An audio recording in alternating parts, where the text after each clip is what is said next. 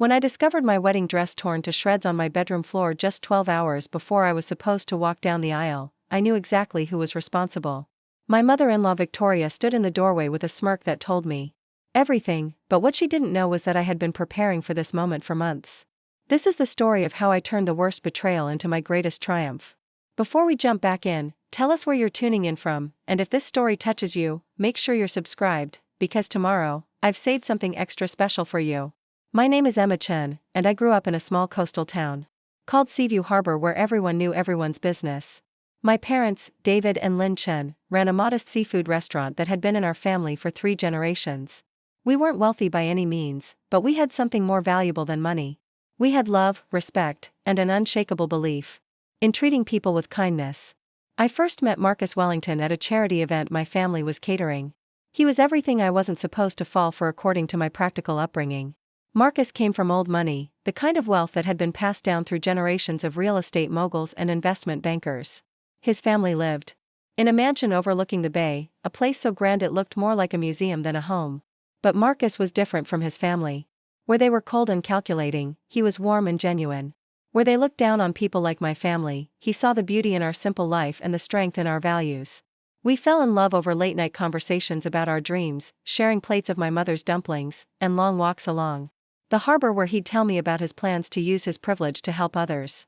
The problem started the moment I met Victoria Wellington, Marcus's mother. She took one look at me in my simple sundress and practical shoes, heard my parents' accented English, and decided I was entirely unsuitable for her precious son. But she was too clever to show her disdain openly. Instead, she smiled with lips that never reached her eyes and spoke in honeyed tones that barely concealed the venom beneath. During our first dinner at the Wellington estate, Victoria made sure to seat me as far from Marcus as possible. She spent the entire meal talking about Marcus's ex-girlfriend, Genevieve Ashford, whose family owned half the commercial real estate in the state. She made pointed comments about breeding and background, about how important it was to marry within one's social circle. My parents, bless them, didn't pick up on the insults, but I heard every single one. Marcus tried to shield me from his mother's behavior, but Victoria was relentless. She would accidentally forget to invite me to family gatherings, then act surprised when Marcus brought me anyway. She would introduce me to her friends as Marcus's little friend from the wrong side of town, always with that same cold smile. She once told me that Marcus was just going through a rebellious phase and that he would eventually come to his senses and marry someone more appropriate. But Marcus and I were stronger than her attempts to break us apart. He proposed to me on the anniversary of our first date, right there in my family's restaurant, surrounded by the warmth and love that Victoria's money could never buy. He got down on one knee between the tables where we'd shared so many meals, and promised to love me forever, to stand by me against anyone who tried to come between us, even his own family. The engagement sent Victoria into overdrive. She tried everything to sabotage our relationship. She hired a private investigator to dig up dirt on my family, only to find nothing but hard work and integrity. She tried to bribe me to leave Marcus, offering me a check with more zeros than I'd ever seen. When I tore it up in front of her, she actually looked impressed for a moment before her face returned to its usual mask of disdain. She spread rumors about me at the country club, suggesting I was only after Marcus's money.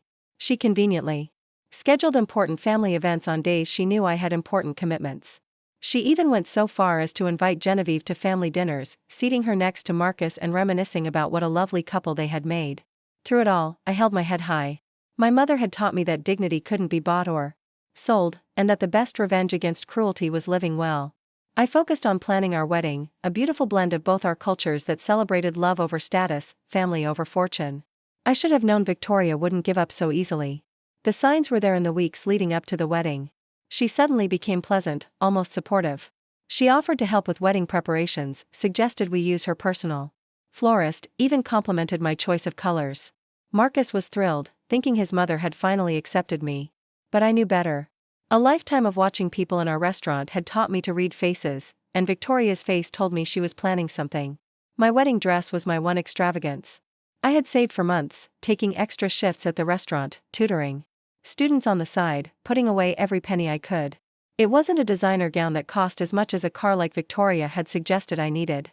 Instead, it was a beautiful creation made by Mrs. Kim, an elderly seamstress in our neighborhood who had once designed for fashion houses before retiring to Seaview Harbor.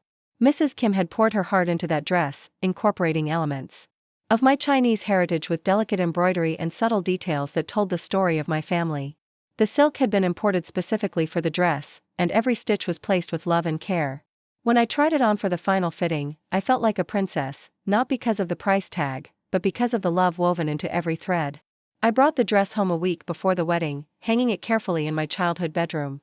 At my parents' house where I was staying until the big day, I would catch myself peeking at it throughout the week, running my fingers along the delicate beadwork, imagining Marcus's face when he saw me walking down the aisle. The night before the wedding, our families gathered for the rehearsal dinner. Victoria had insisted on hosting it at the Wellington estate, and for once, she seemed genuinely happy. She gave a toast welcoming me to the family, speaking about how love conquers all differences. Marcus squeezed my hand under the table, his eyes shining with joy. Even my cynical cousin Amy whispered that maybe we had misjudged Victoria. Preparing and narrating this story took us a lot of time, so if you are enjoying it, subscribe to our channel, it means a lot to us. Now back to the story. After dinner, Victoria pulled me aside for what she called a heart-to-heart. She apologized for her past behavior, admitting she had been protecting her son but now realized I truly loved him. She gave me a velvet box containing a pair of pearl earrings that had belonged to Marcus's grandmother, saying every Wellington bride had worn them. I was touched despite myself, thinking perhaps this wedding would mark a new beginning for all of us. The evening ended with hugs and well wishes. Victoria even embraced my mother, complimenting the spring rolls she had brought. As Marcus drove me home, we talked about how wonderful it was that our families were finally coming together. He dropped me off with a kiss, reminding me that the next time we saw each other, I would be walking down the aisle to become his wife. I was too excited to sleep, so I spent time with my parents, going over last-minute details. My father practiced his speech one more time while my mother fussed over the timeline for the morning. Around midnight, exhaustion finally caught up with me, and I headed to bed, pausing to admire my dress one more time before turning out the light. I woke at dawn, too excited to sleep any longer. The house was quiet, my parents still asleep. I padded to the kitchen to make tea, thinking about how in just a few hours, I would be Mrs. Emma Wellington. The name felt strange on my tongue, but I was ready for this new chapter. With my tea in hand, I walked back to my room to begin getting ready. I pushed open the door, flicked on the light, and dropped my mug. It shattered on the floor, hot tea splashing across my feet, but I barely noticed. All I could see was my wedding dress, or what was left of it, strewn across my bedroom floor in tatters. The beautiful silk was shredded beyond repair. The delicate embroidery Mrs. Kim had spent weeks perfecting was torn apart.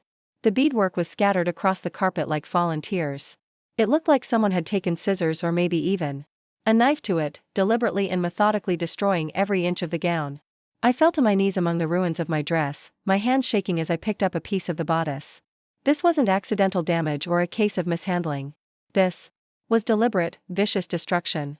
Someone had wanted to hurt me in the deepest way possible, to ruin what should have been the happiest day of my life. My parents rushed in at the sound of the breaking mug, and my mother's wail when she saw the dress confirmed what I already knew. This wasn't just a dress that had been destroyed. It was months of savings, hours of work, and the symbol of my transformation from Emma Chen to Emma Wellington. As I knelt there among the silken beads, I heard footsteps on the stairs. Slow, deliberate footsteps that belonged to someone who knew exactly what they would find. I looked up to see Victoria Wellington standing in my doorway, perfectly dressed. Even at this early hour, her face arranged in an expression of false concern. But her eyes gave her away. In them, I saw triumph. I saw satisfaction. I saw the real Victoria Wellington, the one who had been hiding behind pleasant smiles and false apologies. She had played the long game, earning my trust just enough to get access to what mattered most to me, and then destroying it when I was most vulnerable. She opened her mouth, probably to deliver some practiced speech about how sorry she was, how she couldn't imagine who would do such a thing. But I held up my hand to stop her. Because what Victoria Wellington didn't know, what she couldn't have known, was that I had learned long ago never to trust a snake, no matter how prettily it hissed. You see, my grandmother had survived war and famine in China before coming to America. She had taught me that hope was beautiful, but preparation was wisdom. She had told me stories of women who had lost everything but survived because they had planned for the worst while hoping for the best. And I, Emma Chen, granddaughter of a survivor, had learned those lessons well. Victoria might have destroyed my dress, but she had no idea what I had been planning all along. She thought she had won, that I would have to call off the wedding or walk down the aisle in shame. She thought she had finally found a way to prove I wasn't good enough for her precious son. But as I stood up, brushing silk fragments from my knees, I smiled. It wasn't a pleasant smile or a fake smile like the Ones Victoria had perfected. It was the smile of a woman who had been underestimated one too many times. Because while Victoria had been playing her games, I had been playing my own. The backup plan I had carefully crafted wasn't just about having another dress, though that was part of it. It was about something much bigger, something that would change everything Victoria thought she knew about power, family, and what it really meant to be a Wellington. As my mother helped me sweep up the remains of the dress and my father called Marcus to tell him there had been an incident, I walked calmly to my closet. Behind my regular clothes, hidden in a garment bag that had been there for weeks, was the key to turning this disaster into triumph. But the dress was just the beginning. What I had planned would do more than save my wedding day. It would expose Victoria Wellington for who she really was and show everyone, including Marcus, that I wasn't the weak, unsuitable girl she thought I was. I was about to show them all that sometimes the best revenge isn't served cold. Sometimes, it's served walking down the aisle in a dress that tells a story more powerful than any amount of money could buy. Behind the garment bag in my closet wasn't just another dress. It was a testament to the power of community, the strength of family bonds, and the wisdom of always having more than one plan. But to understand why this backup meant so much more than just fabric and thread, I need to tell you about the women who made it possible. 3 months before the wedding, I had been visiting my Aunt Sarah in San Francisco. She ran a successful catering business and had invited me to help with a special event. What she didn't tell me was that the event was actually a gathering she had organized specifically for me. When I walked into her restaurant that evening, I found 25 women waiting for me, each one holding a piece of fabric. These weren't just any women. They were the matriarchs of our extended family and community. There was Mrs. Liu, who had built a chain of bakeries from nothing. There was Dr. Patricia Wang, who had become the first Asian American chief of surgery at her hospital. There was Maria Santos, who had started as a seamstress and now owned a fashion boutique. Each woman had faced discrimination, had been told she wasn't good enough, had been underestimated and overlooked. My aunt stood up and explained why she had brought everyone together. Word had traveled about Victoria Wellington and her treatment of me. These women, who had all faced their own Victoria Wellingtons, had decided to act. They weren't going to let another young woman face that kind of cruelty alone. Each piece of fabric they held had a story. Mrs. Liu's silk came from her own wedding dress, saved for 50 years. Dr. Wang brought lace from the dress she wore when she graduated medical school, defying parents who thought education was wasted on daughters. Maria brought embroidered fabric from her homeland, carried across borders and oceans in hope of a better life. They had commissioned Mrs. Kim's daughter, Jenny, now a renowned designer in her own right, to create a dress from these pieces. But this wasn't just any dress. Each panel would tell a story of overcoming, of rising above, of proving doubters wrong. It would be a dress made not just of fabric, but of triumph.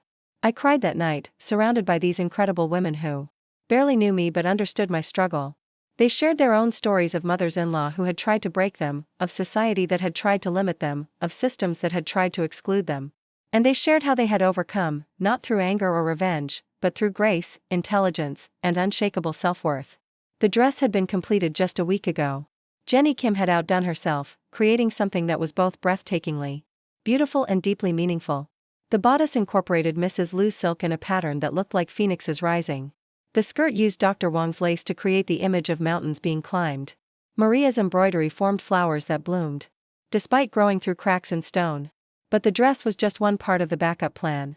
The second part involved Marcus's grandmother, Eleanor Wellington, who lived in a nursing home an hour away. Victoria rarely visited her, claiming the drive was too far and that Eleanor barely recognized anyone anymore.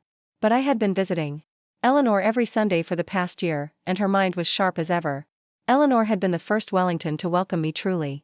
She saw through Victoria's facade immediately, having dealt with her daughter-in-law's social climbing for decades. During our visits, Eleanor told me stories about the Wellington family that Victoria would prefer stayed buried. About how the family fortune had actually been built by Eleanor's mother, a brilliant businesswoman who had been written out of the official family history. About how Victoria herself had come from humble beginnings, her father a factory worker who had sacrificed everything for her education. Eleanor had given me something precious during one of our visits. A collection of letters and photographs that proved Victoria's carefully constructed narrative about the Wellington legacy was built on lies and omission. But more than that, Eleanor had given me her blessing and her own wedding dress, a stunning vintage Chanel that had been hidden in storage for decades. The third part of my plan involved the wedding venue itself. Victoria had insisted on the Wellington Country Club, a place where her family had been members for generations. What she didn't know was that the new events coordinator was Lin Chen. My second cousin, who had recently been hired after graduating top of her class in hospitality management. Lisa had access to every detail of the wedding setup and had been keeping me informed of any unusual requests from Victoria. It was Lisa who had warned me that Victoria had tried to change the seating arrangements to put my family in the back, hidden behind pillars. It was Lisa who told me Victoria had attempted to cancel the traditional tea ceremony we had planned to honor my heritage. And it was Lisa who had made copies of every email and recorded every phone call, building a clear picture of Victoria's sabotage attempts. Now, as I stood in my ruined bedroom with Victoria watching from the doorway, I reached into the closet and pulled out the garment bag. Victoria's expression shifted slightly, confusion flickering across her features. She had been so certain of her victory, so sure that destroying my dress would leave me with no options. My mother, understanding immediately what was happening, moved to block Victoria's view as I carefully unzipped the bag. Inside hung both dresses, the community dress and Eleanor's vintage Chanel, each one more beautiful than the destroyed gown had ever been. But I wasn't going to reveal them yet. This moment required more than just showing I had alternatives. I turned to Victoria with a calm that clearly unsettled her. Years of working in my family's restaurant had taught me that the best way to handle difficult customers was with unshakable poise. I spoke clearly and firmly, telling her that I knew what she had done and why she had done it. I told her that I had expected something like this, though I had hoped to be wrong. Victoria tried to deny it, of course. She put on a performance worthy of an Oscar, gasping in shock at the destroyed dress, wondering aloud who could have done such a terrible thing. She even suggested we call the police, knowing full well that no evidence would lead back to her. She had probably worn gloves, had probably made sure there were no security cameras that could have caught her entering our home. But I didn't need legal proof. I had something better. I had the truth, and I had a plan to make sure everyone else knew it too. I told Victoria that the wedding would go on as scheduled, that nothing she could do would stop me from marrying her son. The flash of rage in her eyes confirmed everything I already knew. My father, who had been silent until now, stepped forward. David Chen might have been a quiet man who preferred cooking to confrontation, but when someone threatened his family, he became someone else entirely. He told Victoria to leave our home immediately, that she was no longer welcome here. His voice carried the authority of a man who had built his life on honest work and wasn't afraid of anyone, regardless of their bank account. Victoria left, but not before delivering one last threat disguised as concern. She wondered aloud what Marcus would think when he heard about this, how disappointed he would be to learn that his bride had been keeping secrets, hiding backup plans. She suggested that perhaps a marriage built on deception wasn't meant to last. That's when I knew the final phase of my plan had to be activated. I had hoped it wouldn't come to this, that showing grace under pressure would be enough. But Victoria had just revealed that she would try to turn Marcus against me, to poison our marriage from the very beginning. She had declared war, and I was ready to fight, not with her weapons of cruelty and manipulation, but with truth and strategy. I called Jenny Kim first, asking her to bring the community dress to the venue early. Each of the women who had contributed fabric would be there to see their stories woven into my wedding day. Then I called Eleanor Wellington, who laughed with delight when she heard what her daughter-in-law had done. Eleanor promised to make some calls of her own, reaching out to family members who had been pushed away by Victoria over the years. Next, I called my cousin Amy, who worked in social media marketing. Within an hour, she had created a beautiful post about the community dress, sharing the story of how 25 women had come together to create something powerful. The post went viral within our community, and soon reporters were calling, wanting to know more about this unique wedding dress that represented so many stories of triumph. But the most important call was to Marcus.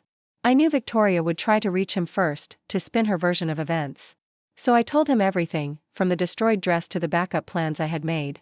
I told him about his grandmother's involvement, about the community dress, about the documentation of his mother's sabotage attempts. Marcus was silent for a long moment after I finished. Then he said something that reminded me why I had fallen in love with him in the first place. He said he wasn't surprised about his mother, that he had suspected she was planning something. He said he was proud of me for being prepared, for not letting her win. And then he said he had a confession of his own. For the past 6 months, Marcus had been working with a therapist to understand his relationship with his mother.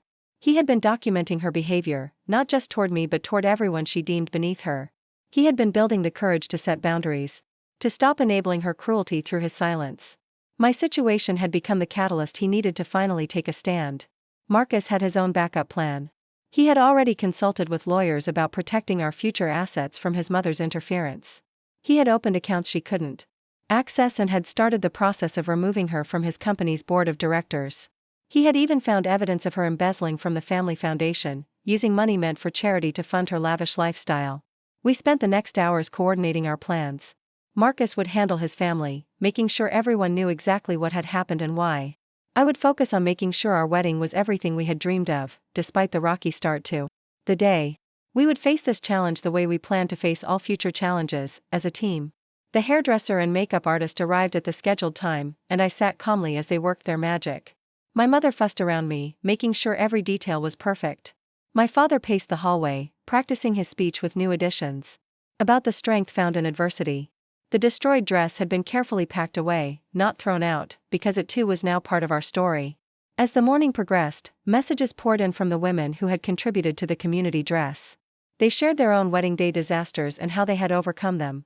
They reminded me that this was just the first of many challenges Marcus and I would face, and that how we handled it would set the tone for our marriage. Lisa called from the venue to report that Victoria had arrived early, trying once again to make last-minute changes. But Lisa had been ready, with written confirmations of every detail signed by both Marcus and me. Victoria had been forced to retreat, her attempts at sabotage blocked at every turn. Then came unexpected allies. 3 of Marcus's cousins called to say they had heard what happened and were appalled by Victoria's behavior. They shared their own stories of being bullied and belittled by her over the years. They promised to stand with us, to make sure the family knew the truth about who Victoria really was.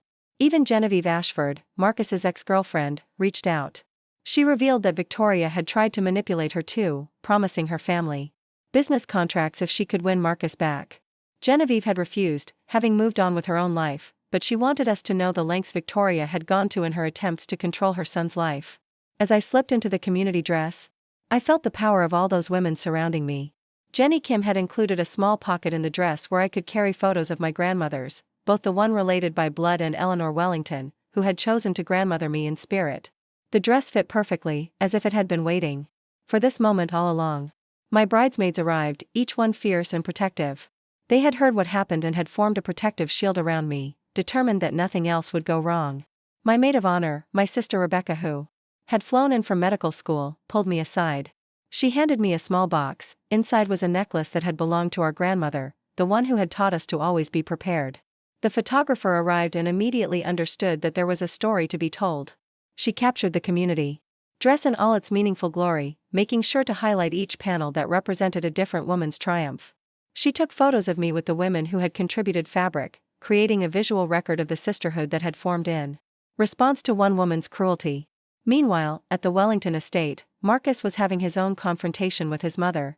He told her clearly that her behavior was unacceptable, that she had crossed a line that could never be uncrossed. He informed her that she could attend the wedding as a guest, nothing more. She would not be part of any special ceremonies, would not give any speeches, would not be in any formal family photos. Victoria tried tears, then anger, then threats. She said she would disinherit him, would cut him off from the family fortune.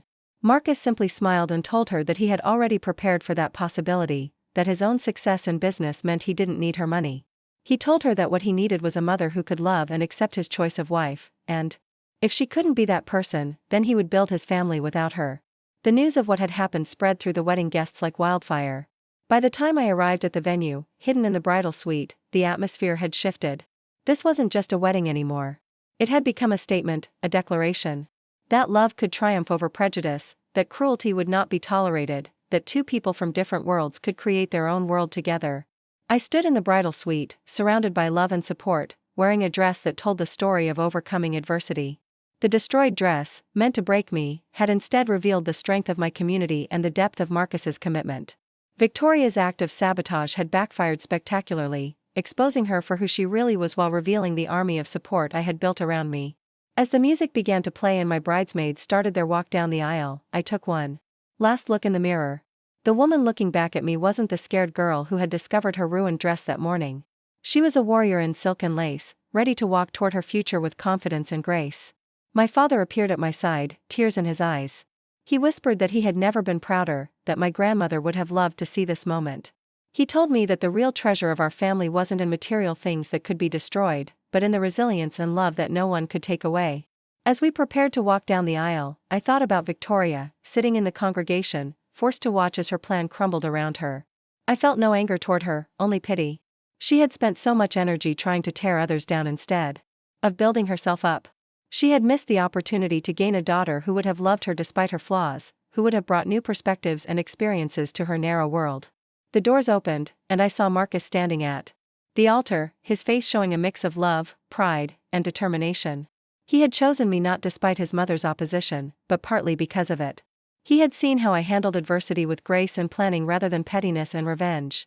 He had seen the community that rallied around me, the family that supported me, the strength that sustained me. As I took my first step down the aisle, wearing a dress made of other women's triumphs, carrying the wisdom of grandmothers, supported by the love of family both blood and chosen, I realized that Victoria had actually given me a gift.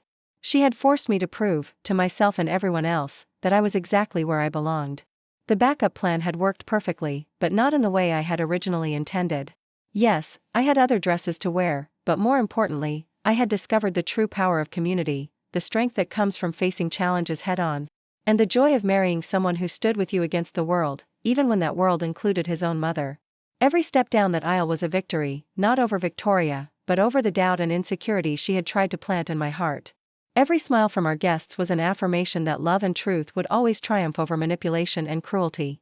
And every tear of joy reminded me that the best revenge against those who try to dim your light is to shine even brighter than before.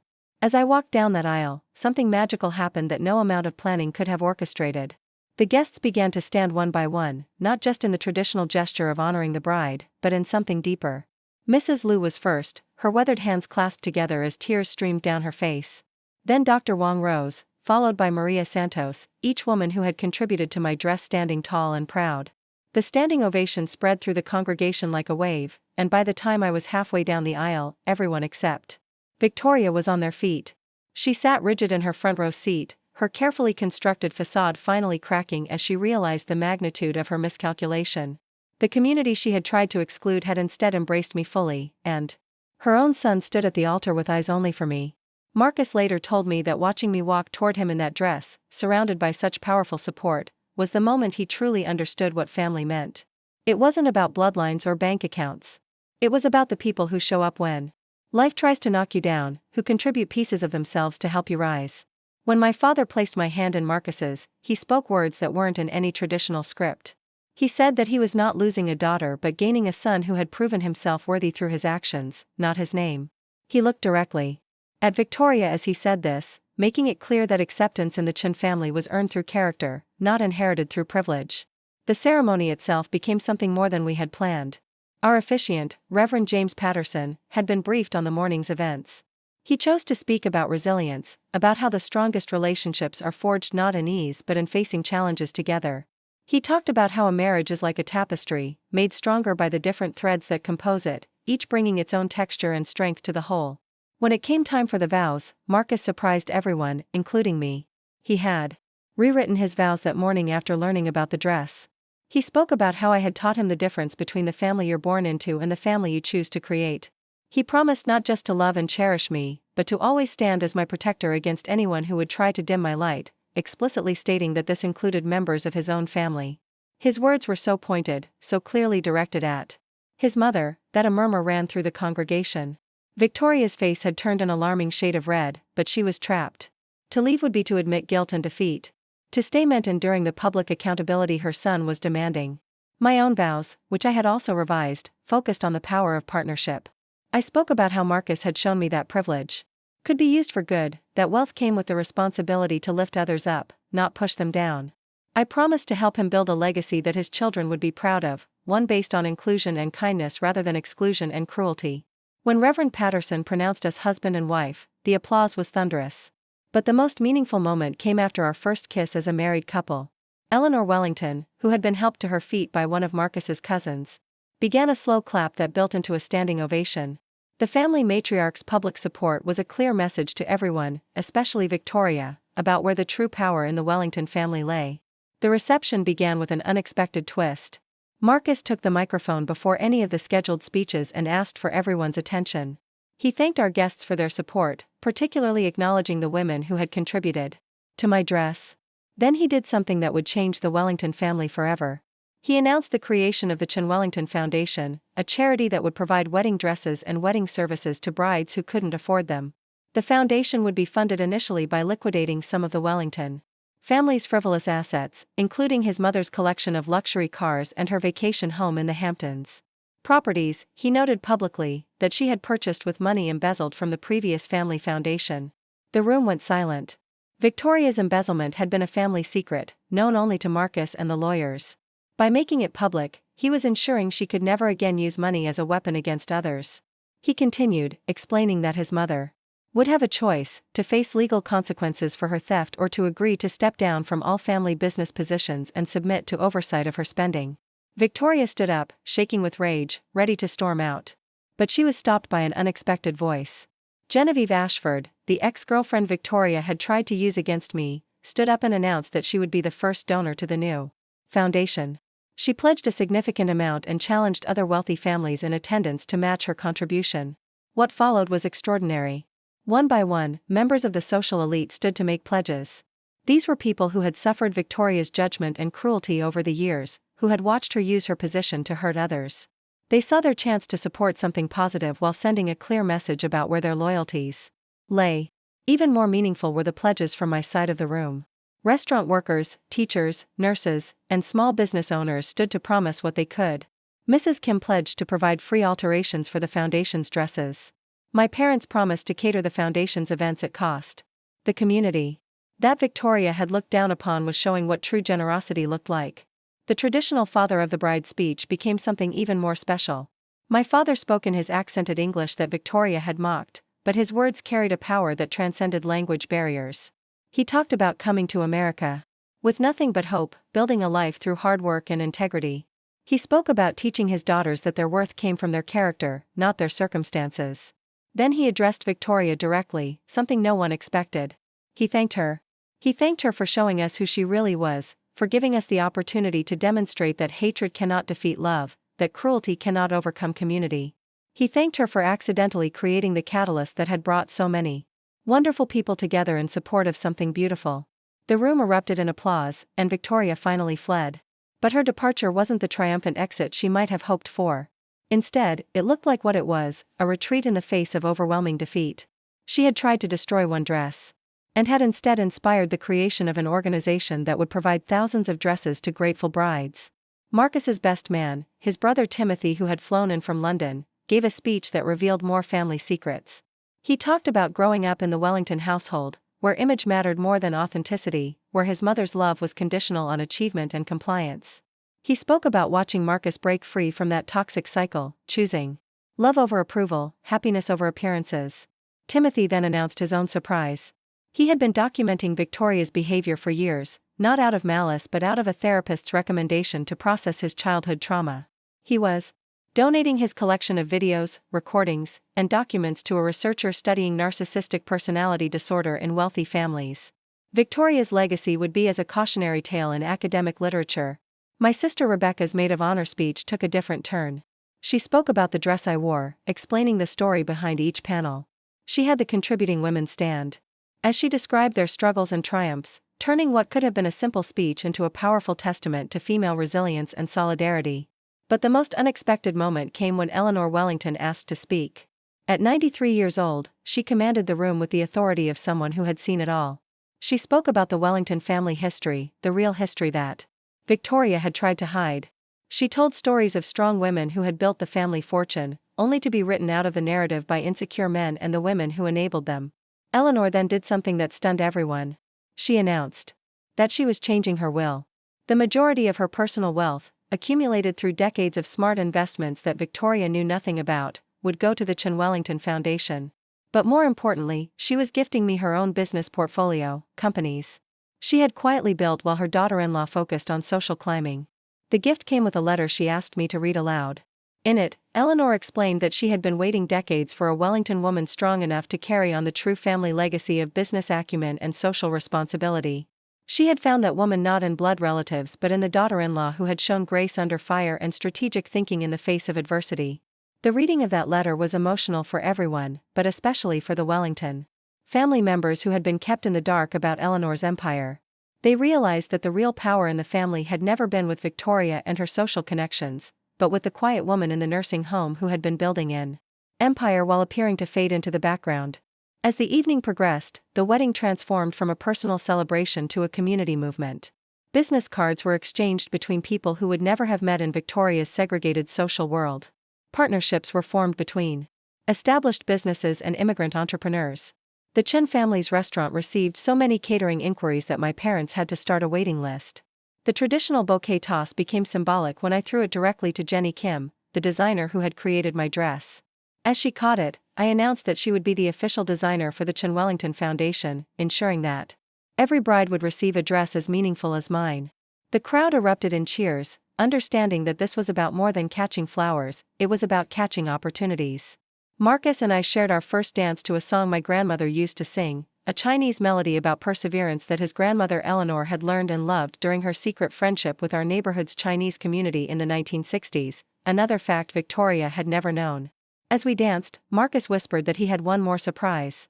He had hired a documentary filmmaker to capture not just our wedding but the entire story, from the destroyed dress to the foundation's creation. The documentary would be called Threads of Triumph and would premiere at next year's film festival, with all proceeds going to the foundation.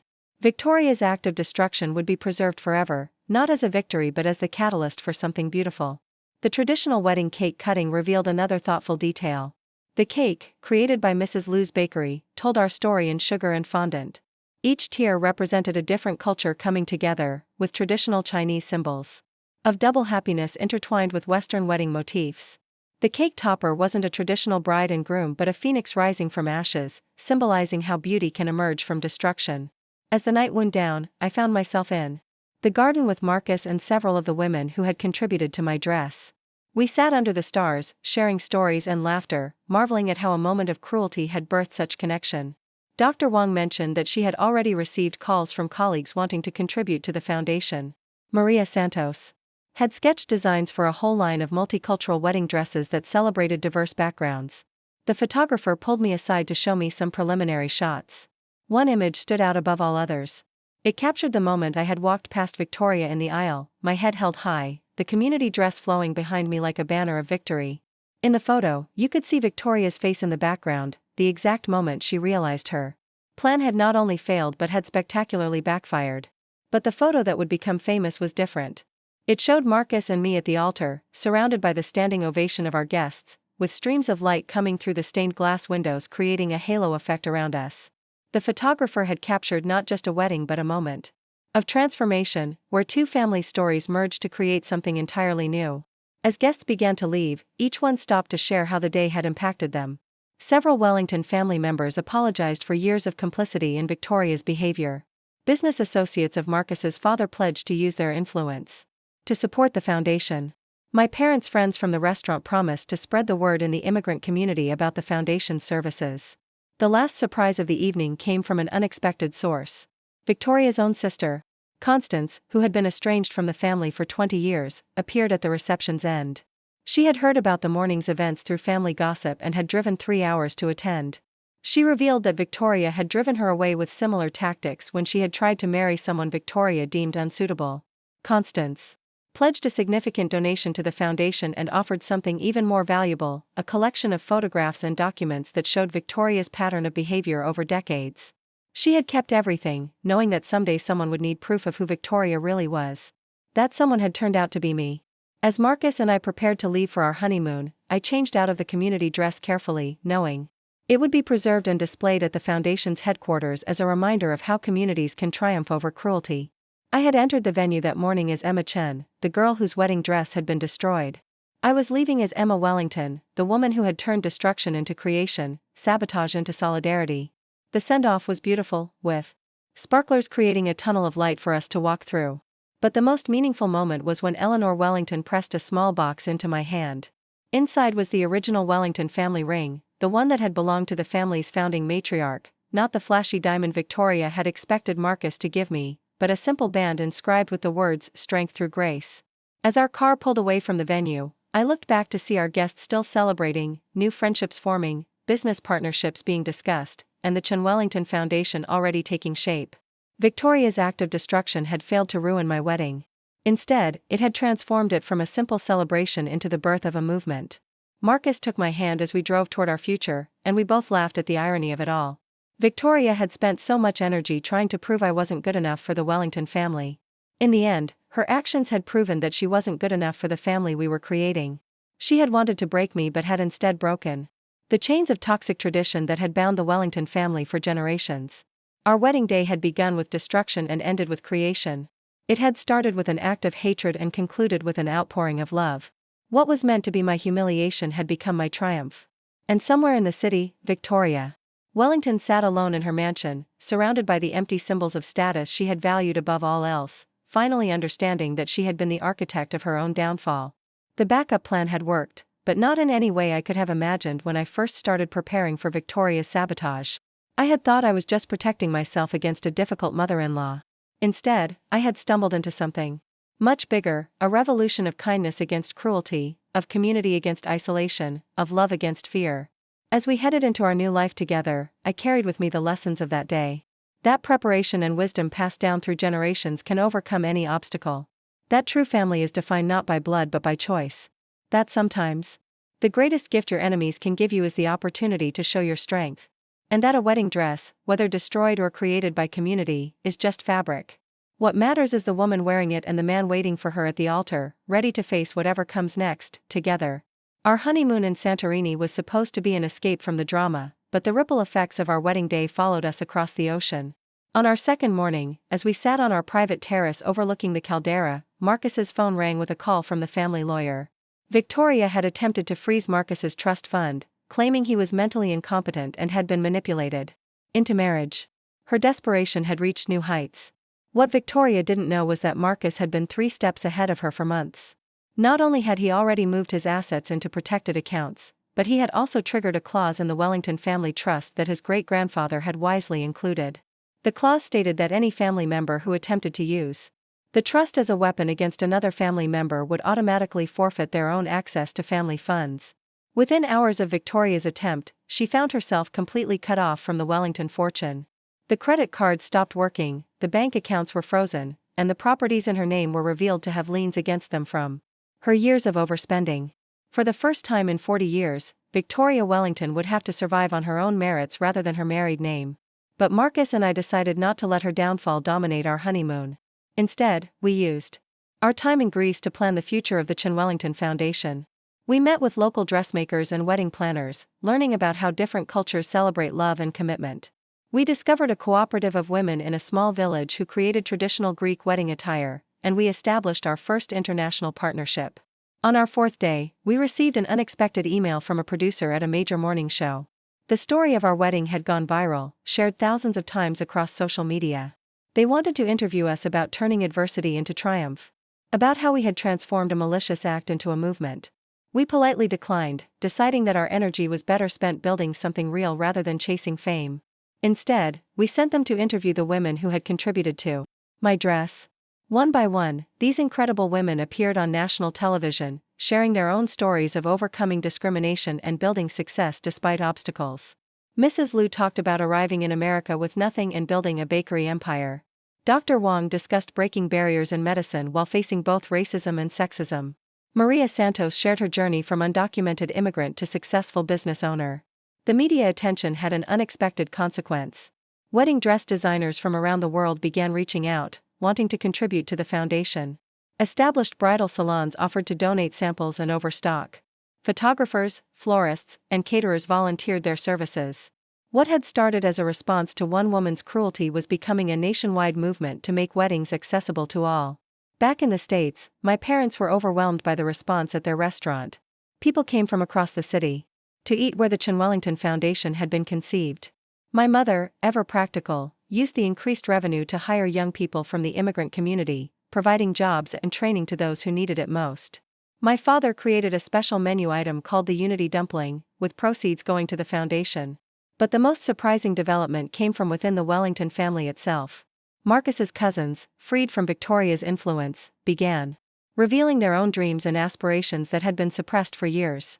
His cousin Charlotte, who had been pushed into law school, revealed her passion for fashion design and volunteered to help run the foundation's dress selection process. His cousin James, freed from the pressure to join the family business, pursued his dream of becoming a teacher in underserved communities. The documentary filmmaker Marcus had hired sent us daily updates from back home. He was interviewing everyone involved, from the women who had contributed fabric to the guests who had witnessed the transformation. But the most powerful interview was with Eleanor Wellington, who revealed the full extent of Victoria's impact on the family over the decades. Eleanor shared stories of relatives who had been cast out for marrying outside their social circle, of business opportunities lost because Victoria prioritized status over substance, of grandchildren she barely knew because their parents hadn't met Victoria's standards. The matriarch's testimony painted a picture of a family held hostage by one woman's insecurity and prejudice. On our last night in Santorini, as we watched the sunset paint the sky in shades of pink and gold, Marcus and I received a video message that would change everything. It was from a group of young women in foster care who had heard about the foundation. They shared their dreams of having real weddings someday, of feeling beautiful and valued despite their difficult circumstances. Their social worker explained that many foster youth never got to experience the milestones that others took for granted. We looked at each other and knew immediately what we had to do. The Chen Wellington Foundation would expand its mission to include comprehensive support for foster youth aging out of the system. Not just wedding dresses, but prom dresses, job interview clothing, and life skills workshops. We would use our privilege and resources to fill the gaps that society had left in these young people's lives. When we returned from our honeymoon, we found the landscape had shifted dramatically. Victoria had barricaded herself in the family mansion, refusing to leave despite no longer owning it. She had hired a publicist to try to spin the story in her favor, claiming she was the victim of elder abuse and manipulation. The attempts failed spectacularly when the documentary filmmaker released a teaser showing security footage of Victoria entering our house the night before the wedding. The footage, which my tech-savvy cousin had pulled from a neighbor's doorbell camera, showed Victoria clearly carrying scissors and wearing gloves. The timestamp proved she had lied about her whereabouts. That night, when the teaser hit social media, even Victoria's last remaining allies abandoned her. The country club revoked her membership, citing conduct unbecoming of their standards. But I found I couldn't hate Victoria, even after everything she had done. When I looked at her now, I saw a woman who had been given every advantage in life and had squandered them all in pursuit of an illusion. She had been so focused on keeping people out that she had never learned the joy of letting people in. Her isolation was complete, but it was entirely self-imposed. The first Chen Wellington Foundation event was held 3 months after our wedding. We had transformed a community center into a magical venue where 25 foster youth were preparing for prom. Professional hairstylists and makeup artists volunteered their time. The dresses, donated by designers touched by our story, hung like promises of possibility. I watched as these young women, many of whom had never owned anything new, touched the fabrics with reverence. They tried on dress after dress, seeing themselves differently with each change. One girl, Destiny, had aged out of foster care the week before. She told me she had planned to skip her senior prom because she couldn't afford a dress and didn't want to be embarrassed. Now she stood before the mirror in a stunning blue gown, tears streaming down her face as she saw herself as beautiful. For the first time, Marcus worked with the young men, teaching them to tie ties and showing them that real strength came from lifting others up. He shared his own story of breaking free from toxic family patterns, proving that privilege didn't protect you from pain but could be used to prevent pain for others. Several of the boys opened up about their own struggles, finding in Marcus a mentor who understood that manhood wasn't about dominance but about responsibility. The photographer who had captured our wedding donated her services to create professional portraits of each youth. For many, these would be the first professional photos they had ever had taken. We made sure each person left with prints they could keep forever, tangible proof of a moment when they had been seen and celebrated. The event was crashed by an unexpected guest. Victoria arrived, dressed in her finest clothes, clearly expecting to be turned away in a dramatic scene she could use for sympathy. Instead, I did something that shocked everyone, including myself. I invited her in. I handed her an apron and asked if she would help serve the dinner my parents had prepared.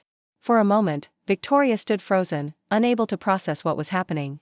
She had come for confrontation and been met with invitation. She had expected hatred and received grace. Slowly, as if in a daze, she put on the apron. For the next 2 hours, Victoria Wellington served food to foster youth, listening to their stories, seeing the impact of the foundation built from her act of destruction. I watched her carefully throughout the evening. At first, she was stiff and uncomfortable, clearly out of her element. But as the night wore on, something shifted. When a young girl named Sarah shared that she had been in 12 different foster homes, never feeling like she belonged anywhere, I saw something crack in Victoria's carefully maintained facade. Perhaps she recognized something of herself in That story of never quite fitting in, of always being on the outside looking in. By the end of the evening, Victoria was sitting at a table with several of the youth, teaching them which fork to use at formal dinners. It might have seemed trivial, but these were the life skills that could make a difference in job interviews and professional settings. For the first time in my knowledge of her, Victoria was using her knowledge to build others up rather than tear them down. As the event ended and the youth left with their dresses and suits, their portraits and newfound confidence, Victoria approached me. She didn't apologize, that would have been too much to expect. But she asked if she could volunteer at the next event. She said she had skills in event planning and etiquette training that might be useful. It wasn't redemption, not yet, but it was a beginning. Marcus was skeptical, warning me about trusting his mother too quickly. But I remembered my grandmother's wisdom about keeping your enemies close and your potential allies even closer. If Victoria could be transformed from destroyer to builder, what better testament to the power of grace could there be? Over the following months, the foundation grew beyond our wildest dreams. We opened chapters in 5 cities, each one run by women who had their own stories of overcoming adversity. The documentary premiered to standing ovations, with all proceeds funding more events. Corporate sponsors lined up to support our mission, recognizing that investing in youth was investing in the future. Eleanor Wellington became our most active board member, using her business acumen to ensure the foundation's sustainability. At 94, she had more energy than people half her age, driven by the purpose she had been denied for so many years. She mentored young women in business skills, sharing the knowledge Victoria had never bothered to learn existed. The ripple effects continued to spread. Jenny Kim launched a scholarship program for aspiring designers from underprivileged backgrounds. My parents' restaurant became a training ground for youth aging out of foster care who wanted to learn culinary skills. Marcus's company instituted internship programs specifically for foster youth, providing not just jobs but career paths. A year after our wedding, I stood in my preserved community dress at our first annual gala. The ballroom was filled with supporters, volunteers, and most importantly, the youth whose lives had been touched by the foundation. Destiny, the girl who had almost skipped prom, gave a speech about how that one night had changed her perspective on her own worth. She was now in college, the first in her biological family to pursue higher education. Marcus took the stage to announce our newest initiative. We were purchasing apartment buildings to provide transitional housing for youth aging out of foster care. The first building, purchased with the proceeds from selling Victoria's Hamptons house, would be called Threads of Hope. Each apartment would be furnished and stocked, providing a true fresh start for its residents. The surprise of the evening came when Victoria took the stage. She had been volunteering consistently for months, never missing an event, slowly earning trust through actions rather than words. She announced that she was donating her remaining jewelry collection to the foundation, pieces worth millions that had once defined her worth now being transformed into futures for young people. But more than the donation, Victoria shared her own story for the first time. She talked about growing up poor, about marrying into wealth and being terrified every day that someone would discover she didn't belong. She admitted that her cruelty had come from fear, her exclusion of others from a desperate need to secure her own position. It wasn't an excuse, she made that clear, but it was an explanation. She looked directly at me as she spoke about the wedding dress. She admitted to destroying it, publicly and without excuse. She talked about the rage she had felt, the fear of losing her son, the panic of watching her carefully constructed world change. But then she spoke about watching that first prom event, seeing young women light up in donated dresses, understanding finally that true worth came not from what you kept others from having but from what you helped them achieve. The room was silent as Victoria spoke, everyone processing this unprecedented vulnerability from a woman who had spent decades hiding behind wealth and status. When she finished, there was no applause, just a profound sense of witnessing something significant. Redemption, real redemption, doesn't come with fanfare.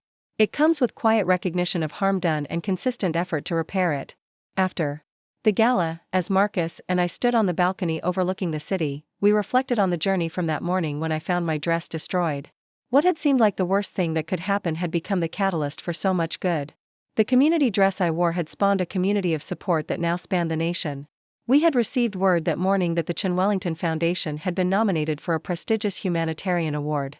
Television producers wanted to create a series based on our story. Publishers wanted us to write a book. The opportunities were endless, but we remained focused on the actual work, on the faces of young people discovering their worth, on the communities being built one dress at a time.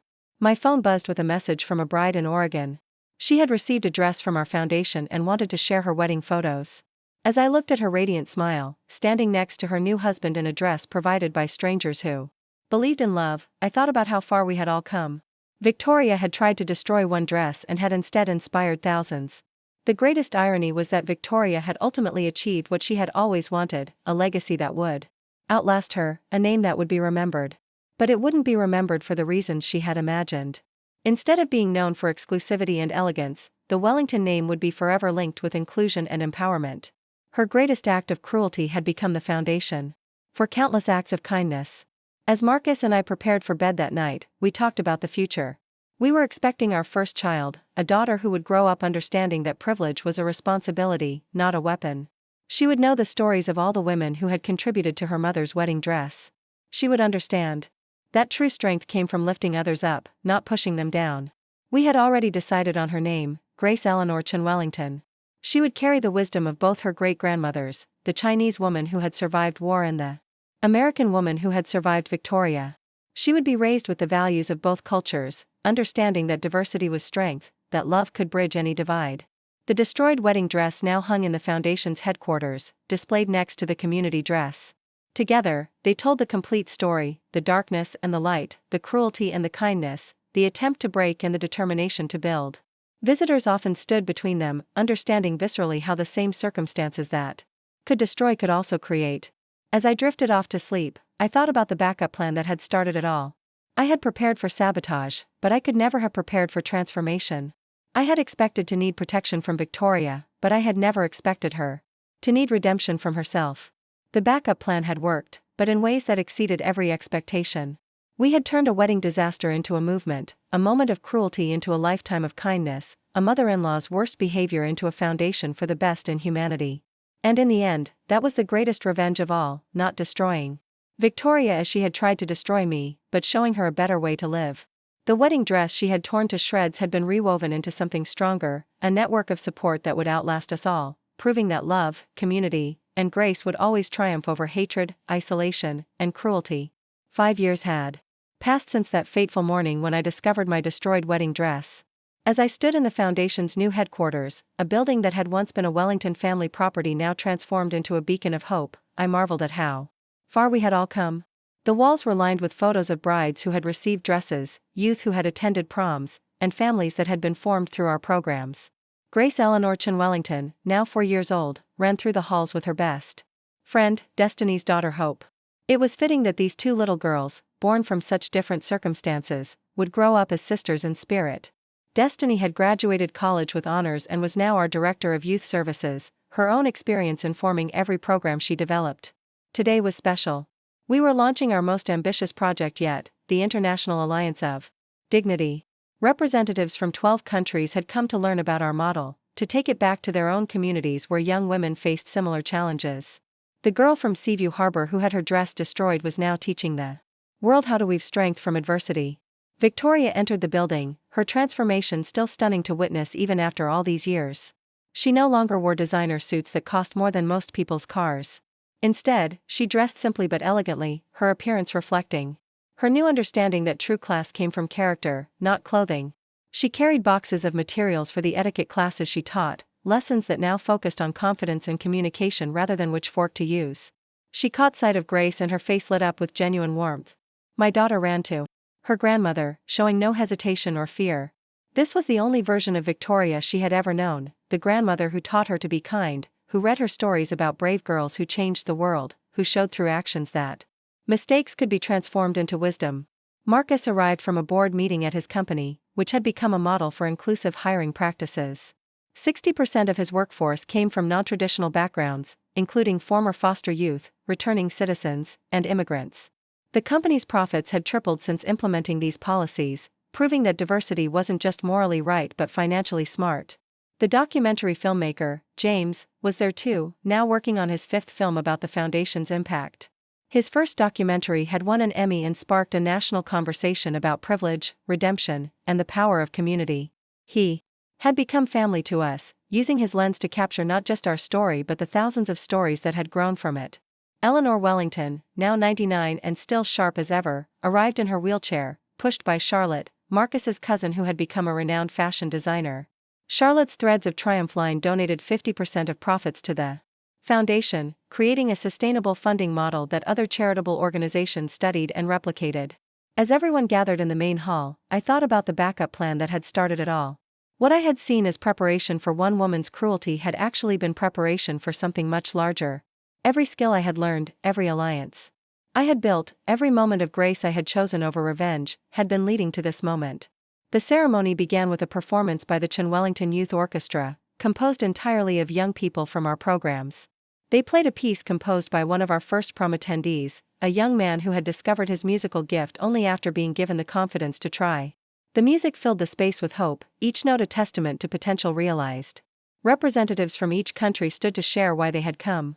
A woman from India spoke about the thousands of young women who couldn't afford wedding attire in her country, forced to borrow or go into debt for this basic dignity. A man from Brazil discussed the street children who aged out of orphanages with nothing, not even clothes for job interviews. A couple from South Africa explained how apartheid's legacy still affected access to formal wear for important occasions. Each story reinforced the universal nature of dignity, the human need to feel valued and beautiful during life's important moments. What had started as one destroyed dress in Seaview Harbor had revealed a global need that transcended cultures and borders. The backup plan had gone international. Victoria stood to address the international delegation, something that would have been unthinkable 5 years ago. She spoke with hard-won humility about the danger of gatekeeping, about how excluding others ultimately excluded yourself from life's richness. She shared practical strategies for overcoming ingrained prejudices, drawing from her own difficult journey of transformation. She introduced her newest initiative, Second Chances Seamstresses, a program that taught formerly incarcerated women to alter and repair donated dresses. These women, who society often wrote off, were finding purpose and income through their work. Several were in attendance, their heads held high as Victoria praised their craftsmanship and dedication. One of these women, Patricia, had been in prison for 15 years. She told the audience how learning to sew had given her hope, but working with the foundation had given her purpose. She held up a dress she had transformed from a dated donation into a modern masterpiece, proving that everything and everyone deserved a second chance. My parents took the stage next, their English still accented but their message universal. They announced the opening of Chen's Culinary Academy, a free training program for youth aging out of foster care. The restaurant that Victoria had once looked down upon had become a launching pad for careers in the hospitality industry. 23 of their graduates now owned their own restaurants, food trucks, or catering businesses. The surprise announcement came from Marcus and his brother Timothy, who had returned from London permanently. They were establishing the Wellington Restitution Trust, using recovered funds from Victoria's past embezzlements to create a perpetual endowment for the foundation. The money that had once been stolen to maintain false appearances would now fund authenticity and dignity for generations. Timothy had become a powerful advocate for mental health in wealthy families, his research on toxic privilege helping other families break cycles of dysfunction. He spoke about how watching his mother's transformation had inspired his work, proving that even the most entrenched patterns could be changed with effort and support. As the formal program concluded, we moved to the workshop spaces where volunteers were already teaching skills to the next generation. In one room, Jenny Kim and Charlotte Wellington taught design basics to aspiring seamstresses. In another, my mother demonstrated cooking techniques to eager students. Throughout the building, knowledge was being transferred, skills were being built, and futures were being shaped. I found myself in the archive room, where we kept records of every person helped by the foundation. Thousands of files, each representing a life touched, a dream enabled, a future brightened. The destroyed wedding dress, now carefully preserved under glass, sat in the center of the room. Visitors often asked why we kept it, why we displayed such a symbol of cruelty. The answer was simple. We kept it as a reminder that destruction could become construction, that the worst moments of our lives could become the foundation for our greatest purposes. Young women who visited often stood before it, drawing strength from knowing that someone else had faced devastation and chosen creation instead. Grace found me there, her little hand slipping into mine. She looked at the destroyed dress with the matter-of-fact wisdom children possess and said simply that Grandma Victoria must have been very sad to do something so mean. When I asked her why she thought that, she said that happy people don't hurt others, that Grandma must have been hurting inside to hurt someone else's outside. From the mouths of babes came the wisdom it had taken us adults years to understand. Victoria's cruelty had come from her own pain, her own fear, her own sense of not belonging. By giving her a place to belong, a purpose beyond maintaining appearances, we had healed more than just the rift between us. We had healed her. The international delegates spent 3 days with us, learning not just our programs but our philosophy. We taught them about the power of expecting sabotage while hoping for support, about building backup plans that went beyond simple alternatives to creating entire support networks. We shared our failures too, the programs that hadn't worked, the times we had trusted too quickly or moved too slowly. On their final night, we held a celebration dinner at my parents' restaurant, the same place where Marcus and I had fallen in love over dumplings and dreams. The restaurant had expanded, taking over the entire block, but it maintained its humble charm. Victoria sat between delegates from Nigeria and Nepal, translating not just languages but cultures, using her knowledge for bridge building rather than wall constructing. During dinner, a young woman approached our table. She introduced herself as Monica, explaining that 5 years ago, she had been one of the foster youth at our very first prom event. She was now a social worker, inspired by her experience to help other young people in the system. She had brought her own foster daughter, dressed in one of our donated dresses, to say thank you. Monica's story was repeated hundreds of times over. Recipients of help had become providers of help, creating an ever-expanding circle of support. The backup plan had become a movement, the movement had become a philosophy, and the philosophy was changing lives across generations and continents. As the evening wound down, Marcus stood to make a toast. He spoke about how his mother's act of destruction had ultimately destroyed nothing but the barriers between us and our purpose. He thanked Victoria publicly for the gift she had unknowingly given, the catalyst that had transformed not just our lives but thousands of others. Victoria cried then, not the dramatic tears of her old manipulative days, but quiet tears of genuine emotion. She had spent so many years trying to preserve a legacy through exclusion and control, only to discover that real legacy came through inclusion and release. The Wellington name would live on not in society pages but in the lives of people who had been given dignity when they needed it most. Later that night, as we returned home, we found Eleanor Wellington sitting in our living room, having let herself in with her key. At 99, she had something important to say. She revealed that she had been diagnosed with terminal cancer, given perhaps 6 months to live. But she wasn't sad. She had lived to see the Wellington family transformed, had witnessed redemption and renewal beyond her wildest hopes. She had one final gift to give. From her purse, she pulled out a small leather journal, worn and aged. It had belonged to the first Wellington matriarch, Marcus's great-great-grandmother. Inside were her thoughts on family, legacy, and the responsibility that came with privilege. The final entry, written in fading ink, spoke about the hope that someday a Wellington woman would use the family's resources to lift others rather than limit them. Eleanor handed me the journal with tears in her eyes. She said I was the Wellington woman her ancestor had envisioned, even though I had married into the name rather than being born to it. Blood made you related, she said, but choice made you family. And I had chosen to transform the Wellington legacy from one of exclusion to one of embrace. The months that followed were bittersweet. Eleanor's health declined, but her spirit remained strong. She spent her final days surrounded by the young women whose lives had been changed by the foundation, telling them stories of her own struggles and triumphs. When she passed, quietly in her sleep, her funeral became a celebration of a life fully lived and a legacy properly honored. She left one more surprise. Her will revealed that she had been secretly purchasing properties for years, all now left to the foundation. But more than property, she left letters to each of us. Mine spoke of the daughter she had wished for but never had, found finally in the woman her grandson had chosen. Marcus's spoke of pride in the man he had become despite the obstacles placed in his path. And Victoria's spoke of forgiveness and the hope that she would continue her journey of growth. The reading of Victoria's letter was perhaps the most powerful moment of all. Eleanor forgave her for the years of pain, acknowledging that Victoria's behavior had come from her own wounds.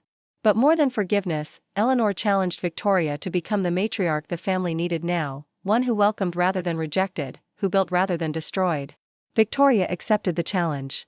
In the months following Eleanor's death, she became a fierce advocate for the foundation, using her connections to open doors that had previously been closed. Country clubs that had once been bastions of exclusion became venues for our fundraising events. Society matrons who had gossiped about me now competed to donate the most to our cause. The 5th anniversary gala of the destroyed dress incident became our largest event yet. We had helped over 10,000 young women find dresses for important occasions. We had housed 300 youth aging out of foster care. We had trained 500 people in culinary arts, fashion design, and other trades. The numbers were staggering, but each represented an individual story of transformation. During the gala, we unveiled our newest initiative. Grace's Garden, named for our daughter, would provide therapeutic support for children who had experienced trauma. Understanding that external transformation needed internal healing, we were partnering with child psychologists and art therapists to address the whole person, not just their material needs. Grace herself, now old enough to understand her role as a symbol of hope, spoke at the gala. Her words were simple but profound. She talked about how her destroyed dress had taught her that beautiful things could come from sad things, that sometimes people had to break before they could heal. Her innocence and wisdom brought the room to tears. As the gala concluded, I stood with Marcus on the same balcony where we had reflected 5 years earlier. The city spread before us, lights twinkling with possibility.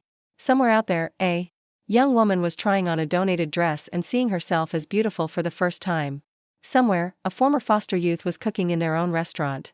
Somewhere, Victoria was teaching a class on confidence to women who had been told they were worthless. The backup plan I had created to protect myself from one woman's cruelty had become a protective network for thousands. The dress that had been destroyed had been replaced by countless dresses given with love. The family that had tried to exclude me had become a model for inclusive community. Marcus wrapped his arms around me, and we stood in comfortable silence. Tomorrow would bring new challenges, new opportunities to transform pain into purpose. But tonight, we simply marveled at the journey from destruction to construction, from isolation to community, from a single backup plan to a global movement. In the end, Victoria's act of destroying my wedding dress had been the greatest gift she could have given us. Not because destruction itself was good, but because it had revealed the power of creative response to destructive acts. She had tried to tear apart fabric and had instead woven together a tapestry of lives connected by shared purpose and mutual support. The backup plan had worked in ways I never could have imagined when I first started preparing for potential sabotage. It had taught me that the best response to those who would tear you down is to build others up, that the greatest revenge against cruelty is kindness multiplied exponentially. Most importantly, it had shown that when we prepare for the worst while hoping for the best, we create space for transformation that exceeds our wildest dreams. As we headed inside to join our family and the extended family of thousands we had created, I thought about the young woman I had been, standing in my childhood bedroom amid the ruins of my dress. If I could tell her one thing, it would be this. The backup plan you're about to reveal is bigger than you know. It's not just about having another dress. It's about discovering that when someone tries to destroy what you've built, you have the power to build something even better. And sometimes, if you're very lucky and very patient, you get to watch your destroyer become your most passionate builder, proving that redemption is real and transformation is always possible. 10 years had now passed since the morning that changed everything. As I stood before the United Nations General Assembly, preparing to address delegates about our global initiative on dignity and inclusion, I could hardly believe the journey that had brought me here. The girl whose wedding dress had been destroyed was now speaking to world leaders about transforming pain into purpose on a global scale. Behind me sat my family. Marcus, now graying at the temples but still carrying that warmth that had first drawn me to him. Grace, 14 and already showing the fierce compassion that would define her generation. Our twins, Hope and Henry, 8 years old and fascinated by everything. And Victoria, transformed so completely that newcomers to our story couldn't believe the woman she had once been. The Secretary General introduced me as the founder of what had become the largest dignity initiative in the world. The Chen Wellington Foundation had spread to 43 countries, helping over 1 million people find not just clothing for important occasions but pathways to better lives. What started with scissors and silk had become a movement that challenged how the world thought about charity, dignity, and human potential. As I began my speech, I thought about the moments that had brought us here. Like when we received a letter from a young woman in Bangladesh who had used our microfinance program to start her own textile business, now employing 50 women from her village. Or when a former gang member in Los Angeles, dressed in a suit from our professional wear program, had walked into his first legitimate job interview and gotten hired on the spot. I spoke to the assembly about the false divide between giver and receiver, explaining how our model recognized that everyone had something to contribute. The wealthy had money, but those who had faced hardship had wisdom. The privileged had connections, but those who had struggled had resilience. True transformation happened when we stopped seeing charity as one way and started recognizing it as an exchange of different but equal values. The presentation included a video that Marcus had produced, showing the ripple effects of dignity. It followed one donated dress through its journey, from a wealthy woman's closet to a refugee's wedding day, then altered and passed to a young mother for her citizenship ceremony, then again to a teenager for her high school graduation. One dress, multiple lives transformed, dignity multiplying with each wearing. Victoria took the podium next, invited to share her perspective as someone who had been transformed by the work. She spoke with remarkable candor about her former life. About the fear that had driven her cruelty, about the isolation that came from pushing others away. She talked about destroying my dress not as a distant memory but as a present reminder of who she refused to be anymore. She announced our newest evolution, the Redemption Project. This initiative worked with people who had caused harm, helping them make amends through service. Former bullies mentored kids facing harassment. Ex-convicts who had committed financial crimes taught financial literacy in underserved communities. Those who had excluded others now worked to create inclusive spaces. It was restorative justice on a massive scale. The response from the UN delegates was overwhelming. Country after country stood to share how the Foundation's work had impacted their communities. The ambassador from Kenya talked about young Maasai women who had received traditional wedding attire through our cultural preservation program. The representative from Germany discussed how our professional wear initiative had helped refugees integrate into the workforce. But it was the ambassador from China who brought tears to my eyes. He spoke about my grandmother, whom he had known in their shared village before she emigrated. He said she would have been proud to see her granddaughter standing before the world, turning the survival skills she had taught into a global movement. He presented me with a photo I had never seen, my grandmother as a young woman, wearing a simple dress but radiating the dignity that no hardship could take away. After the UN session, we attended a reception where I found myself in conversation with heads of state and nonprofit leaders, all wanting to understand our model. What made us different, they asked, from other charitable organizations? The answer was both simple and complex. We didn't just give things to people. We recognized their inherent worth and provided tools for them to express it. A prime minister from a Nordic country shared that his own mother had been a beneficiary of charity after his father died, leaving them destitute. He remembered the shame she felt accepting handouts, how it diminished her even as it helped her survive. Our model, he said, would have let her maintain her dignity while receiving help. He committed his country to implementing our approach in their social services. That evening, back in our hotel suite, our family gathered for a quiet dinner. Grace, wise beyond her years, asked a question that stopped us all. She wanted to know if I ever regretted that my original wedding dress had been destroyed, if I wished I could have worn what I had planned instead of what circumstances had forced upon me. I thought carefully before answering. The truth was complex. That original dress had represented my dreams, my hard work, my vision for my wedding day. Its destruction had been painful and cruel. But what had grown from that destruction was so much more than a dress could ever be. If I could go back and change it, prevent Victoria's actions, would I? Knowing that it would mean the Foundation never existed, that millions of lives would be untouched? The answer was no. I wouldn't change anything. Every tear in that silk had become a thread connecting lives across the world. Every bead scattered on my bedroom floor had become a seed of transformation planted in communities everywhere. The dress had been destroyed, but what grew in its place was indestructible. Victoria listened to this exchange with tears in her eyes. She pulled out her phone and showed us something she had never shared before. Photos of her own wedding dress. A simple affair she had been ashamed of for decades. Her family couldn't afford anything elaborate, and she had felt less than her wealthy new in-laws from the moment she walked down the aisle. That shame had poisoned her, making her determined that others would feel the inadequacy she had carried. It was Grace who moved first, wrapping her arms around her grandmother. The twins followed, and soon we were all embracing Victoria as she finally released decades of shame and self-hatred. In that hotel room, far from home, another layer of healing took place. The woman who had destroyed my dress in jealousy and fear was finally able to forgive herself for not having the dress she had wanted at her own wedding. The next morning brought unexpected news. The Nobel Committee had announced that the Chen Wellington Foundation was being considered for the Peace Prize. The nomination recognized that true peace came not from treaties or ceasefires but from addressing the inequalities and indignities that bred conflict. By giving people dignity, we were laying groundwork for a more peaceful world. Marcus and I were stunned, but Victoria was ecstatic. Not for the prestige it would bring, but for the platform it would provide. A Nobel nomination would open doors we couldn't even imagine, would bring attention to the daily indignities that millions faced, would legitimize the idea that a wedding dress or a prom outfit or a job interview suit could be tools of peacebuilding. We spent the next days in a whirlwind of meetings. Tech billionaires wanted to fund our digital platform that matched donors with recipients. Fashion houses proposed partnerships that would provide sustainable funding streams. Government officials discussed implementing our dignity-based approach in their welfare systems. The destroyed dress had sparked a reimagining of how society could work. One meeting stood out above all others. A group of Syrian refugees had requested time with us. They had started their own version of the foundation in a refugee camp, using scraps of fabric to create wedding dresses for young women getting married in exile. They wanted to formally affiliate with us, to bring dignity to places where it was in shortest supply.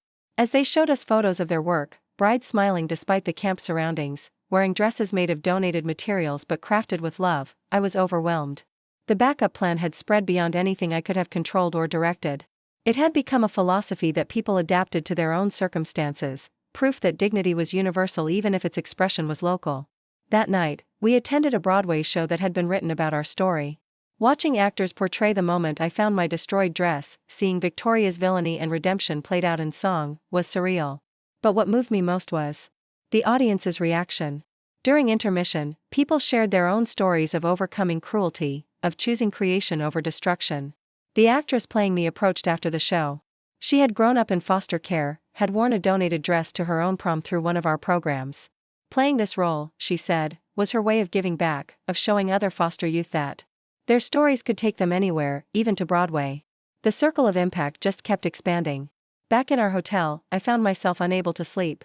I stood at the window, looking out at the city lights, each one representing lives and stories and potential transformations. My phone buzzed with a message from Destiny. She was at the hospital, having just given birth to her second child. She had named her Emma Grace, after the woman and girl who had changed her life's trajectory. I showed the message to Marcus, and we both cried. Not sad tears, but the kind that come when you realize the full weight of how interconnected our lives are. Destiny's daughter would grow up in a world where the foundation was established, where dignity was assumed rather than earned, where young women knew they had support before they even needed it. She would never know a world where her mother almost skipped prom because she couldn't afford a dress. The next morning brought our final meeting in New York, and it was the most important one. We sat with a group of young women who were aging out of foster care, all beneficiaries of our programs. They weren't there to thank us. They were there to challenge us, to push us to do more, to think bigger. They had ideas we hadn't considered, perspectives we had missed. One young woman, Keisha, proposed that we expand beyond material goods to experiences. Many foster youth had never been to a museum, a concert, a play. They had been survival-focused for so long that culture and beauty had been luxuries they couldn't afford. She wanted us to provide not just dresses for prom but the full prom experience. Not just suits for interviews but preparation for career success. Another, Maria, talked about the need for ongoing support. Getting the dress was wonderful, but what happened after prom? Getting the suit was great, but what about developing professional networks? She proposed a mentorship program that would connect recipients with successful professionals who had similar backgrounds, creating ladders of opportunity rather than one-time assists. Their ideas were brilliant, and we took notes furiously. This was what kept the foundation evolving, listening to those we served and recognizing they knew best what they needed. Victoria was particularly engaged, asking questions and offering to lead the implementation of their suggestions. The woman who had once believed she knew best for everyone was now learning from young women she would have dismissed a decade ago. As we prepared to leave New York, one last surprise awaited. The Metropolitan Museum of Art had acquired both dresses, the destroyed one and the community dress, for their permanent collection. The curator explained that they represented a pivotal moment in how society understood value, transformation, and the power of material culture to carry meaning. Standing in the museum, seeing my dresses behind glass with plaques explaining their significance, I felt the full weight of the journey. That scared girl standing in her bedroom amid silk scraps could never have imagined this moment. But perhaps that was the point. We can't imagine the full impact of our choices, can't see how our responses to cruelty might ripple outward in waves of kindness. The flight home gave us time to process everything. Grace worked on her own project, a book for young people about turning bullying into building. The twins played with fabric samples, already showing interest in fashion design. Victoria reviewed notes from all our meetings, strategizing how to implement the new ideas we had heard. And Marcus held my hand, both of us marveling at the family we had built from the ashes of destruction. As we descended towards Seaview Harbor, I could see the Foundation's headquarters from the plane, its rooftop garden spelling out dignity in living plants. The building that had once been a symbol of Wellington exclusivity was now the heart of inclusive community. The town that had witnessed my humiliation was now proud to be the birthplace of a global movement. My parents met us at the airport, older now but still vibrant. Their restaurant had become a pilgrimage site of sorts, with people coming from around the world to eat where the Foundation had been conceived. They had resisted commercializing it, keeping prices low and atmosphere warm, true to their values. But they had added one thing, a wall of photos showing every person who had been helped by the Foundation, a visual reminder that every dumpling served contributed to dignity somewhere in the world. That evening, we held a family dinner at the restaurant. For generations gathered around the table, from my parents to baby Emma Grace, born into a world made kinder by choices prompted by cruelty. We shared stories and dreams, challenges and victories. The twins asked to hear again about the destroyed dress, fascinated by how something bad had become something good. As I told the story once more, I watched Victoria's face. She no longer flinched at her role in the narrative. She had learned that redemption didn't require forgetting the past but rather transforming it into wisdom. Her journey from destroyer to builder had become integral to our message. If someone who had acted with such cruelty could change so completely, anyone could. The evening ended with a toast from my father. He raised his glass to resilience, to the Chinese concept of crisis containing opportunity. He thanked Victoria for the crisis that had revealed our opportunity. He thanked Marcus for standing strong when family pressure might have broken others. He thanked the community for rallying when one of their own was attacked. And he thanked me for showing that the best backup plan is building a community that won't let you fall. As we walked home through the streets of Seaview Harbor, I reflected on the backup plan that had started it all. I had thought I was preparing for one woman's potential cruelty. Instead, I had been preparing for a lifetime of turning obstacles into opportunities. The dresses in my closet that night had been just the beginning. The real backup plan had been the values my family instilled, the community that supported me, and the choice to create rather than destroy. 10 years later, the destroyed wedding dress had become the most famous dress in the world, not for its beauty but for what grew from its destruction. It had spawned a movement, transformed a family, and shown millions that dignity was not something that could be destroyed by scissors or spite. It could only be multiplied by those who chose to see setbacks as setups for something greater. The backup plan had succeeded beyond my wildest dreams, but not in the way I had expected. It hadn't just saved my wedding day. It had saved Victoria from herself, given purpose to countless lives, and proven that when we prepare for the worst while believing in the best, we create space for miracles to happen. And sometimes, just sometimes, the person who tries to destroy you becomes your greatest partner in building something beautiful. Up next, you've got 2 more standout stories right on your screen. If this one hit the mark, you won't want to pass these up. Just click and check them out. And don't forget to subscribe and turn on the notification bell so you don't miss any upload from us.